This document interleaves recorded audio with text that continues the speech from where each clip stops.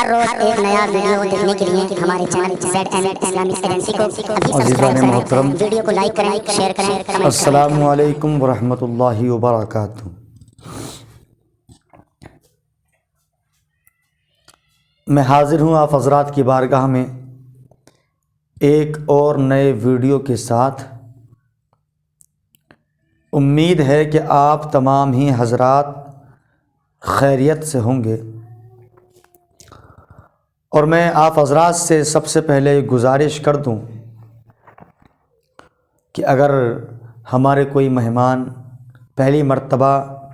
ہماری اس ویڈیو کو دیکھ رہے ہیں اور اس چینل پر پہلی مرتبہ حاضر ہیں تو وہ مہربانی فرما کر ہمارے چینل کو سبسکرائب کریں اور بیل آئیکن کو ضرور پریس کریں تاکہ ہماری ہر اسلامک ویڈیو آسانی کے ساتھ آپ کو میسر آ سکے۔ میں نے ہر ویڈیو میں آپ سے الگ الگ موضوع پر گفتگو کی ہے۔ انشاءاللہ العزیز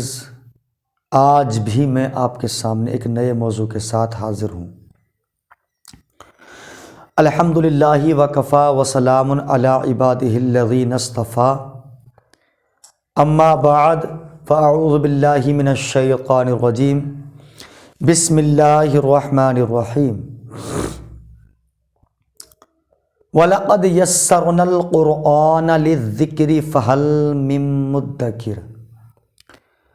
صدق اللہ مولانا العظیم وصدق رسولہ النبی الکریم۔ الصلاۃ والسلام علیک یا رسول اللہ، الصلاۃ والسلام علیک یا نبی اللہ، وعلی آلک واصحابک یا محمد مصطفیٰ صلی اللہ تعالی علیہ وسلم۔ ناظرین کرام، ہے قول محمد قول خدا، فرمان نہ بدلا جائے گا۔ ہے قول محمد قول خدا، فرمان نہ بدلا جائے گا، بدلے گا زمانہ لاکھ مگر قرآن نہ بدلا جائے گا۔ بدلے گا زمانہ لاکھ مگر قرآن نہ بدلا جائے گا۔ حضرات محترم، آج ہم گفتگو کرتے ہیں قرآن پاک سیکھنا انسان کے لیے کتنا ضروری ہے، کیونکہ آج ہمارے اندر جو اس طرح کی بدگمانیاں، بدتمیزیاں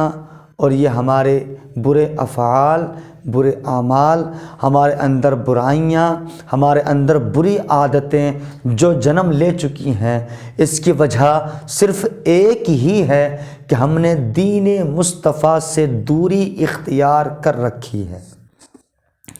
قانون مصطفیٰ سے ہم نے اپنے آپ کو بہت دور کیا ہوا ہے۔ اگر ہم شریعت کے دائرے میں آ کر اپنی زندگی گزاریں تو ہماری زندگی ہر طرح سے پاک صاف نظر آئے گی۔ اور شریعت مصطفیٰ کو سیکھنے کے لیے سب سے پہلے ہمیں کتاب اللہ کو سیکھنا ہوگا، جسے ہم اور آپ اللہ کا قرآن جانتے ہیں۔ ناظرین کرام، معزز سامعین حضرات اور سامعات، میں آپ کو بتاؤں قرآن پاک سیکھنا اتنا ضروری ہے۔ خیرکم من تعلم القرآن وعلمہ۔ اللہ کے نبی صلی اللہ تعالی علیہ وسلم فرماتے ہیں دنیا میں سب سے بہتر وہ ہے جو قرآن خود بھی سیکھے اور دوسروں کو بھی سکھائے۔ فریضۃ العلم علی کل مسلم و مسلمہ۔ اللہ کے نبی فرماتے ہیں کہ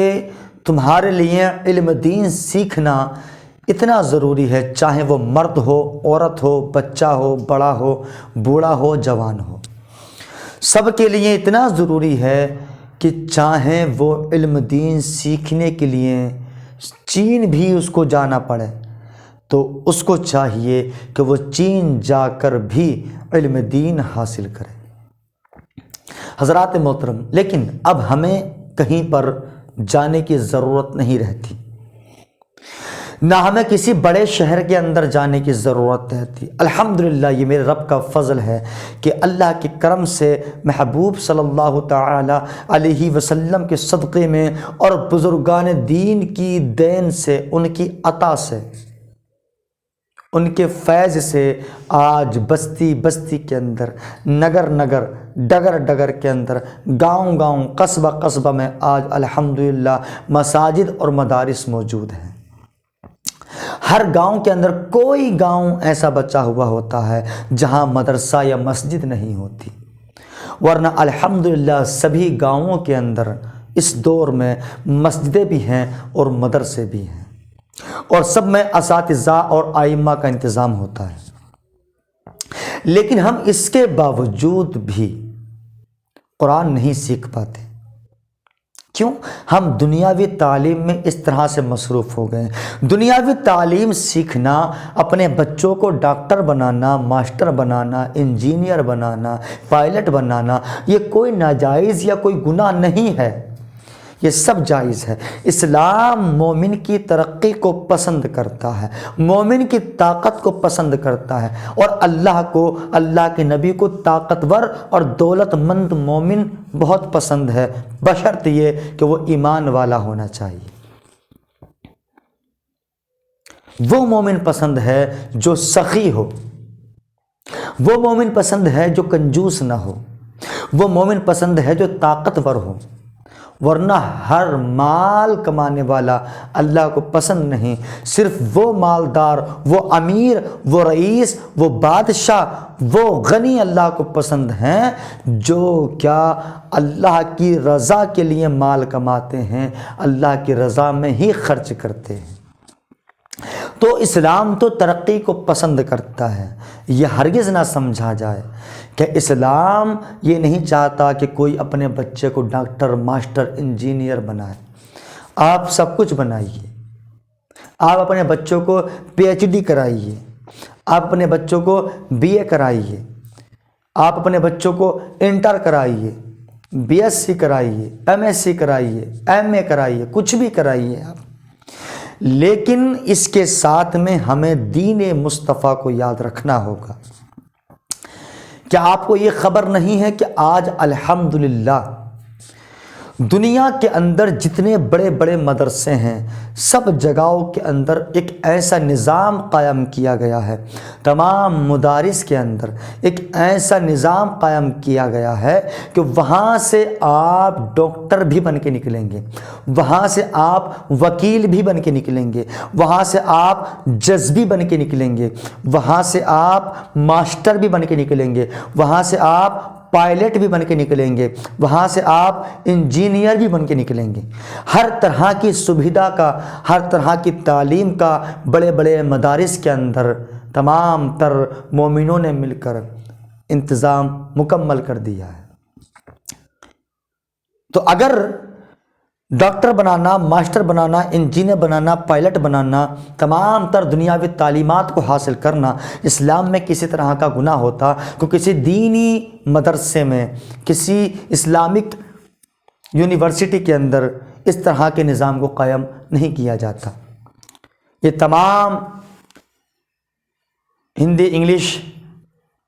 میتھ، تمام تر تعلیمات لوگوں کو دی جا رہی ہیں۔ اس کی وجہ صرف یہی ہے کہ اسلام وہی چاہتا ہے جس میں کہ مومن کی ترقی ہو سکے۔ لیکن اس کے ساتھ ساتھ ہمیں دین مصطفیٰ کو یاد رکھنا بہت ضروری ہے۔ آج کچھ لوگوں نے یہ گمان کر رکھا ہے، یہ ان کے دماغوں کے اندر یہ گندی سوچ بھری ہوئی ہے کہ جو دین پڑھ لیتے ہیں، جو قرآن پڑھ کر حافظ ہو جاتے ہیں، جو شریعت مصطفیٰ کو سیکھتے ہیں، جو حدیثوں کو پڑھتے ہیں، جو کسی مسجد کے امام بنتے ہیں یا کسی مدرسے کے مدرس بنتے ہیں، تو ان کو آمدنی نہیں ہوتی، ان کے رزق میں کمی رہتی ہے، وہ بھٹکتے رہتے ہیں، وہ در در بھٹکتے ہیں، وہ غریب ہی رہ جاتے ہیں، بھلے ہی وہ آپ کی نظروں میں غریب ہوں، ان کے پاس آپ کی نظر کے مطابق جو آپ کی نظر دیکھ سکے، دولت نظر نہ آئے،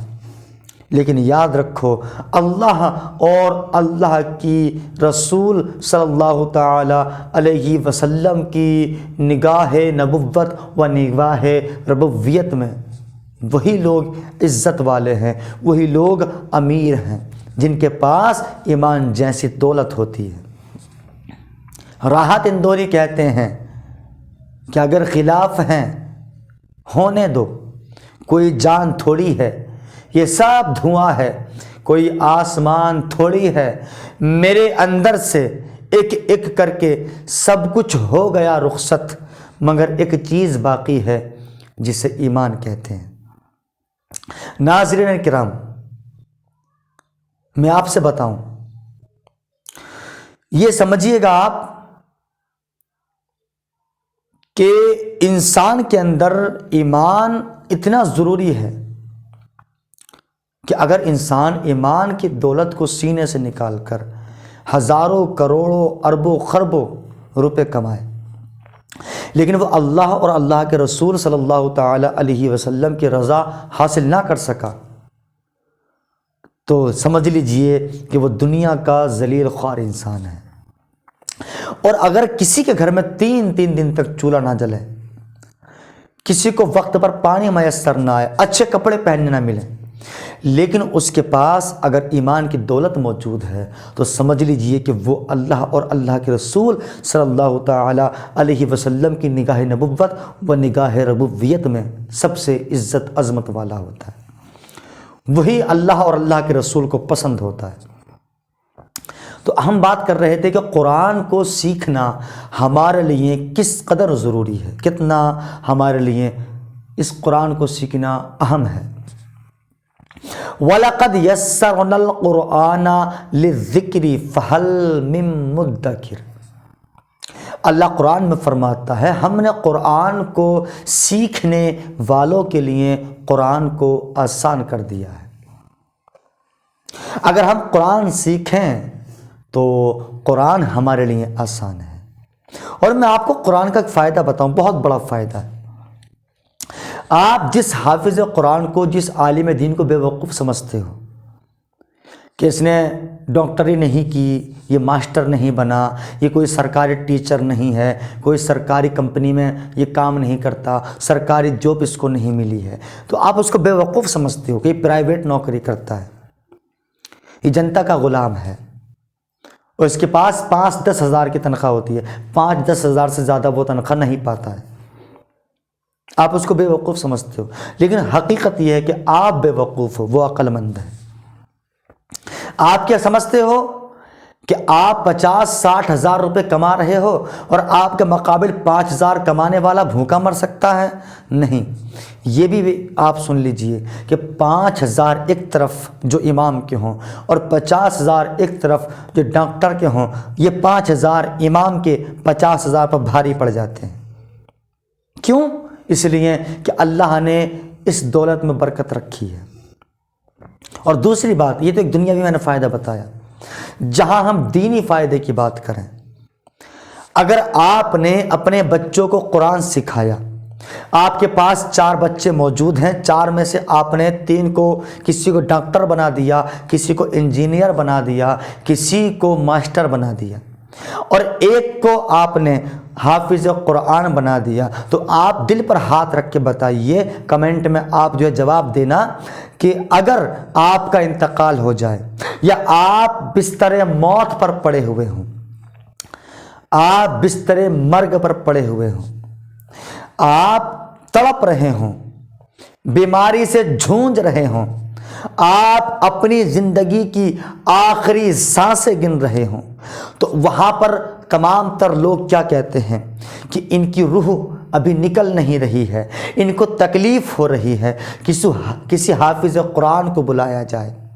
کسی عالم دین کو بلایا جائے۔ کہا کس لیے بلایا جائے؟ کہا اس لیے بلایا جائے کہ وہ ان کے سرہانے بیٹھ کر اللہ کے قرآن میں جو قرآن کا دل یاسین شریف موجود ہے، وہ یاسین شریف پڑھ کر کے ان کو سنا دے تاکہ ان کی روح آسانی کے ساتھ نکل سکے۔ کیا آپ کے پاس 4 بیٹے موجود نہیں ہیں؟ 3 بیٹے آپ کے پاس ڈاکٹر، ماسٹر، انجینئر موجود ہیں، لیکن وہ آپ کے پاس نہیں آ کر کے بیٹھ سکتے۔ وہ پیسہ بھرپور دے سکتے ہیں، وہ دولت بھرپور دے سکتے ہیں، وہ عیش و آرام بھرپور دے سکتے ہیں، لیکن موت کے وقت جس چیز کی ان کو ضرورت ہوتی ہے وہ نہیں دے سکتے۔ جس چیز کو ایک مرنے والا انسان چاہتا ہے، جو روح کی شانتی ہوتی ہے، جو روح کی تسکین ہوتی ہے، جو روح کا سکون ہوتا ہے، جو روح کا چین ہوتا ہے، جو روح کا قرار ہوتا ہے، وہ ڈاکٹر، انجینئر، ماسٹر نہیں دے سکتا۔ وہ اگر دے گا تو آپ کا وہ بیٹا دے گا جس بیٹے کو آپ نے قرآن کا حافظ بنایا ہوگا، جس بیٹے کو آپ نے دین مصطفیٰ کا پابند بنایا ہوگا، جس بیٹے کو آپ نے اللہ کے دین کا عالم بنایا ہوگا، جس بیٹے کو آپ نے مصطفیٰ جان رحمت صلی اللہ تعالی علیہ وسلم کی حدیثوں کا محدث بنایا ہوگا، وہ بیٹا آپ کے سرہانے آئے گا، بھلے ہی اس کے تن پر کپڑے پرانے ہوں، بھلے ہی وہ سمپل سے سادے سے لباس میں بیٹھا ہوا ہو، لیکن جب وہ آئے گا اپنے دل کے اندر اللہ کا قرآن بسائے ہوئے، تو وہی جب آپ کے پاس بیٹھ کر کے اللہ کا قرآن پڑھنا شروع کرے گا تو آپ یہی سوچیں گے، کاش میں نے اپنے ان 3 بیٹوں کو بھی خدا کے دین کا عالم بنایا ہوتا، تو آج یہ 4 بیٹے میرے پاس بیٹھ کر اللہ کا قرآن پڑھتے ہوتے۔ جتنا آرام مجھے اس بیٹے سے قرآن پڑھنے کے بعد قرآن سننے کو مل رہا ہے، اس وقت میں جب میں ان بچوں کو حافظ قرآن بنا دیتا تو آج مجھے 4 گنا زیادہ اس کا ثواب بھی ملتا، اور مجھے اس کا فائدہ بھی ملتا، اور مجھے سکون بھی ملتا۔ اب بات لے لیجئے موت کے بعد کی۔ جب کسی کا انتقال ہوتا ہے تو میں نے بھی دیکھا ہے اور آپ نے بھی شاید دیکھا ہوگا کہ ڈاکٹر، انجینئر وغیرہ ہوتے ہیں نا، یہ کوٹ پہنے ہوئے ہوتے ہیں، ٹائٹ جنس پہن رکھی ہے، اونچے اونچے انہوں نے جوتے پہن رکھے ہیں، ان کے سوٹ بوٹ کی رنگت خراب نہ ہو جائے۔ ایک باپ اپنے انجینئر بیٹے کو چھوڑ کر کے مرا ہے، تمام سمپتی اس کو چھوڑ کر کے مرا ہے، لیکن آج وہ بیٹا اس لائق بھی نہیں ہے کہ اپنے باپ کی جنازے کی نماز میں شامل ہو سکے۔ کیوں؟ وہ وضو کرے گا، اس کو جوتے نکالنے پڑیں گے، اس کو موزے نکالنے پڑیں گے، نماز کے لیے جائے گا، اس کے موزے گندے ہو سکتے ہیں، اس کے پیر گندے ہو سکتے ہیں، وہ وضو کرے گا، اس کا کوٹ بھیگ سکتا ہے، اس کی توہین ہو سکتی ہے، وہ اپنے اعتبار سے توہین سمجھتا ہے، وہ اپنے موافق توہین سمجھتا ہے۔ اس لیے وہ کیا کرتا ہے، امام صاحب سے کہہ دیا امام صاحب جنازہ پڑھائیے، تمام لوگ آئے ہوئے ہیں، بہترین بریانی کا انتظام کر رکھا ہے، کھانے کا انتظام کر رکھا ہے، لیکن اللہ کے بندے اس وقت تیرے باپ کو ضرورت تیری بریانی کی نہیں ہے، تیرے کاندھے کی ضرورت ہے، تو اپنے باپ کو کاندھا دے۔ جب غسل کی بات آتی ہے تو ہم تکیے دار کو تلاش کرتے ہیں، ہم نہلانے والے کو تلاش کرتے ہیں۔ ارے تو بیٹا ہے، تجھ پر فرض ہے کہ تو اپنے باپ کو غسل دے، لیکن تو اس لائق ہی نہیں ہے کہ اپنے باپ کو غسل دے سکتا ہو۔ اس لیے ہم کہیں سے تکیے دار کو بلا کر کے لاتے ہیں تاکہ وہ ہمارے باپ کو غسل دے سکے۔ ایک بیٹا اس لائق بھی نہیں ہے کہ وہ اپنے باپ کو غسل اور کفن دے سکے۔ جس بیٹے کے لیے آپ لاکھوں روپے خرچ کرتے ہیں تاکہ ہمارا بیٹا اچھا رزلٹ لا سکے، ہمارا بیٹا اچھے کالج میں پڑھ کر پاس ہو سکے، آپ اس کے لیے ہزاروں لاکھوں روپے سال میں خرچ کرتے ہیں۔ یہ بیٹا آپ کے مرنے کے بعد اتنا بھی کام نہیں آئے گا کہ آپ کو کفن دے سکے۔ قبر پر بات آپ لے لیجئے، جب قبر کی بات آتی ہے تو وہاں تمام جمع جو لوگ ہوتے ہیں وہ کہتے ہیں کہ آئیے اور جنازے کو قبر میں اتاریے گا، تو اب وہاں انتظار ہوتا ہے کہ ان کے بیٹے کہاں ہیں، بیٹے کو بلایا جاتا ہے، مولانا لوگ وہاں کھڑے ہوتے ہیں، پیچھے ہٹ جائیے۔ کہا بھائی کیوں ہٹ جائیں؟ کہا اس لیے کہ آپ باشرہ نہیں ہیں۔ اللہ اکبر! ان کے چہرے پر داڑھی نہ ہونے کی وجہ سے، شریعت کے پابند نہ ہونے کی وجہ سے ان کے بیٹوں کو پیچھے ہٹا دیا جاتا ہے۔ کم سے کم ایک بیٹے کو ایسے عمل تو کرنے چاہیے تھے کہ جب وہ اپنے باپ کے جنازے میں شریک ہو اور اپنے باپ کو قبر میں اتارنے کی باری آئے تو اپنے ہاتھ سے اتار سکے۔ جس کے لیے آپ لاکھوں روپے خرچ کرتے ہیں، یہ آپ کا بیٹا آپ کو قبر میں اتارنے کا بھی حق نہیں رکھے گا، لیکن آپ انہی بیٹوں کو اگر اللہ کے دین کا عالم بنائیں گے، ساتھ ساتھ ڈاکٹر بھی بنائیے، ساتھ ساتھ انجینئر بھی بنائیے، آپ ڈاکٹر بھی انجینئر بھی سب کچھ آپ کرائیے، دنیاوی تعلیم مکمل طریقے سے آپ دیجئے، ہزاروں لاکھوں کو روپے آپ خرچ کیجئے، کالجوں میں پڑھائیے، بہترین ہاسٹلوں میں آپ پڑھائیے، اچھی یونیورسٹیز میں آپ پڑھائیے، لیکن یاد رکھیے گا اللہ کے دین کو بھی سکھائیے، تاکہ بیٹا اگر آپ کے جنازے میں سوٹ بوٹ پہن کر کے بھی آئے تو وہ آپ کا جنازہ پڑھنے کے لیے اپنے بوٹوں کو نکال کر آپ کے جنازے میں شریک ہو سکے، تاکہ آپ کا بیٹا سوٹ بوٹ پہننے کے باوجود بھی آپ کا جنازہ پڑھا سکے، تاکہ آپ کا بیٹا سوٹ بوٹ پہننے کے باوجود بھی اگر گلے میں آلہ پڑا ہوا ہوگا، اگر جسم پر جس کا کوٹ پہنا ہوا ہوگا تو اس کے باوجود بھی آپ کا بیٹا آپ کے حق میں دعائے مغفرت کے لیے ہاتھوں کو اٹھا سکے، آپ کا بیٹا آپ کے سرہانے بیٹھ کر اللہ کا قرآن پڑھ کے سنا سکے، آپ کا بیٹا قبر کے پاس جا کر آپ کو قبر میں اتار سکے، آپ کا بیٹا آپ کو غسل دے سکے، لیکن ہم ایسا نہیں کرتے، ہم صرف اسی لالچ میں رہتے ہیں، ہم اپنے بچوں کو پڑھانا ہے، اپنے بچوں کو ڈاکٹر بنانا ہے تاکہ ہمارا بیٹا اسپتال کھول سکے، تاکہ ہمارا بیٹا کسی اچھی جگہ پر سرکاری نوکری پا سکے، ہماری صرف یہی سوچ ہوتی ہے۔ کیا آپ کا بیٹا عالم دین ہے، ساتھ ساتھ ڈاکٹر ہے، تو اس کو سرکاری نوکری نہیں مل سکتی؟ بالکل مل سکتی ہے، لیکن انما الاعمال بالنیات، میرے آقا فرماتے ہیں مومن کا دار و مدار صرف نیت پر ہوتا ہے، اگر نیت صحیح ہے تو منزل آسان ہے، نیت صحیح ہے تو منزل آسان ہے۔ آپ سمجھ سکتے ہیں کہ قرآن سیکھنا ہمارے لیے کتنا ضروری ہے، اور آگے بڑھیے گا۔ جب بندہ قرآن اپنے بچے کو سکھاتا ہے، بھلے ہی وہ خود حافظ قرآن نہ ہو، وہ عالم دین نہ ہو، لیکن میرے آقا صلی اللہ تعالی علیہ وسلم فرماتے ہیں، نبی کی حدیث پاک ہے، جب میدان محشر میں جنتی جنت کی طرف جا رہے ہوں گے، جہنمی جہنم کی طرف جا رہے ہوں گے، تمام لوگوں کا حساب کتاب لیا جا رہا ہوگا، اچھے برے سب وہاں جمع ہوں گے، تو ایسے ماحول میں ایک جماعت آئے گی، ایک قافلہ آئے گا،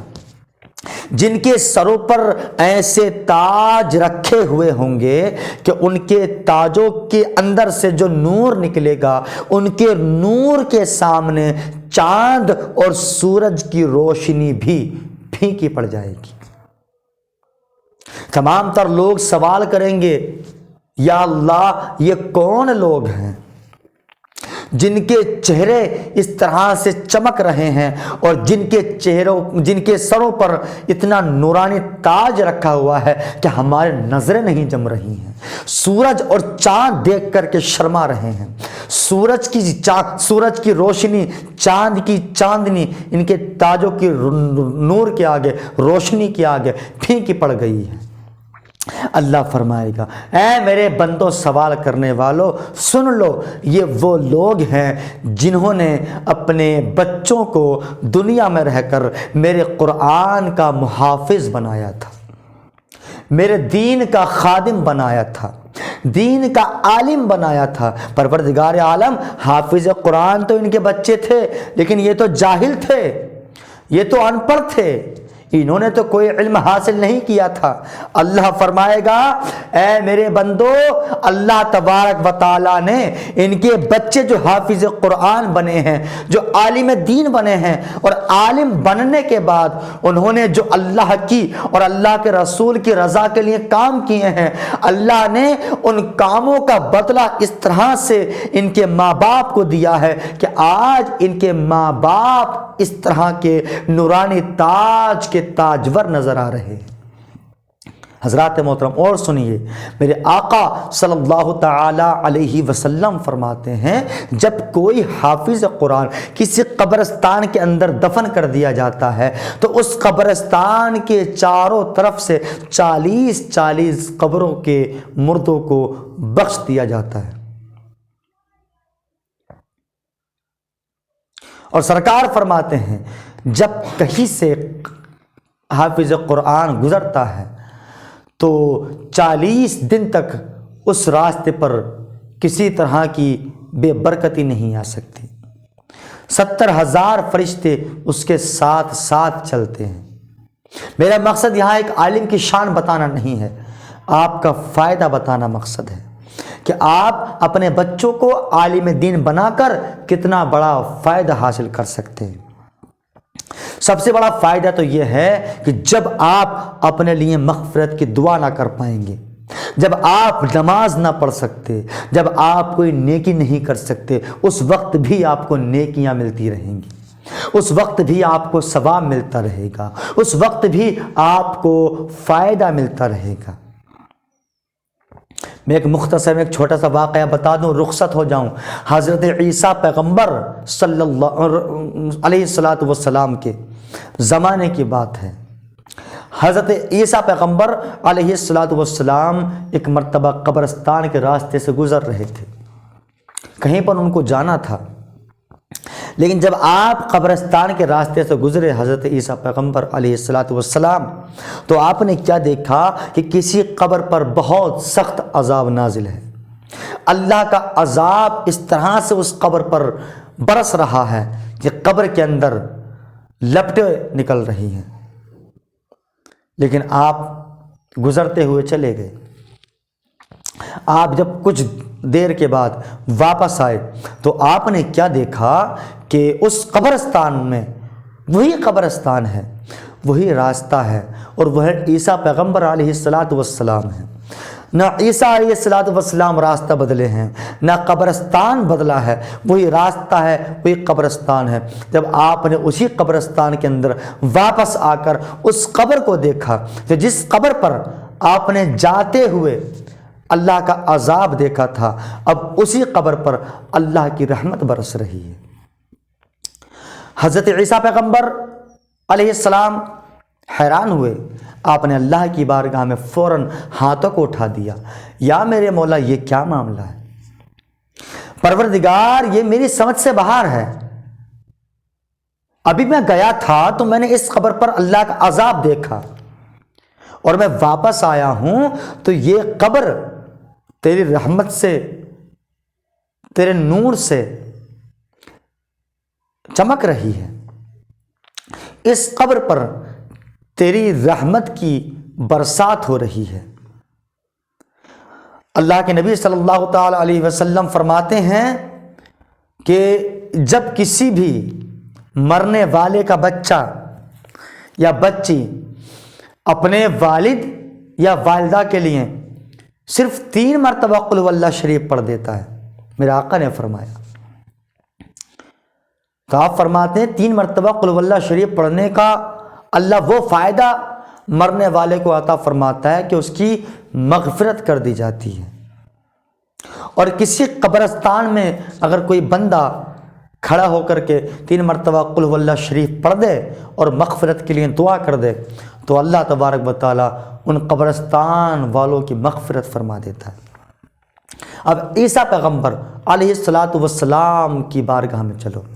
جب عیسیٰ پیغمبر علیہ السلام نے اللہ کی بارگاہ میں سوال کیا، اب اللہ فرماتا ہے اے میرے عیسیٰ، اگر تم جاننا ہی چاہتے ہو یہ معاملہ کیا ہے، کیا ماجرا ہے، ایسا کیوں ہوا، تو سنو، یہ جو اپنی قبر کے اندر میرا عذاب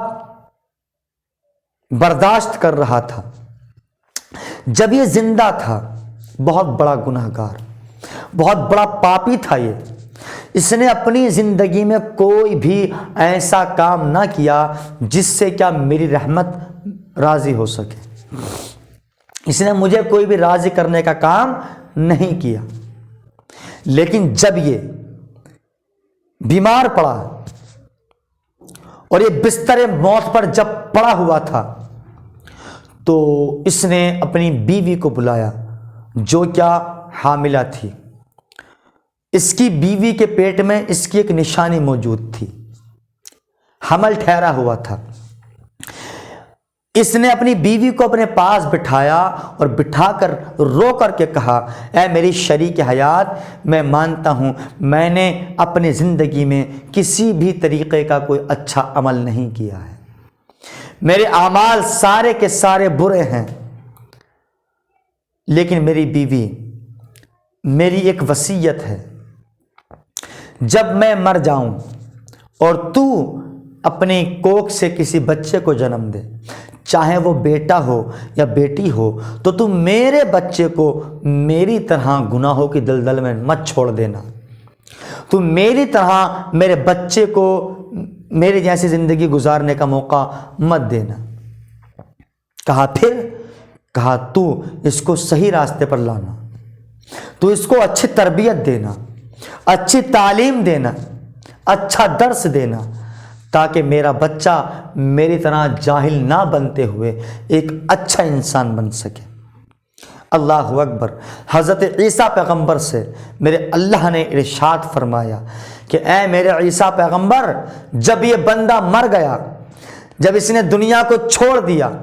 اور جب دنیا کو چھوڑے ہوئے اسے 4 سال 4 مہینے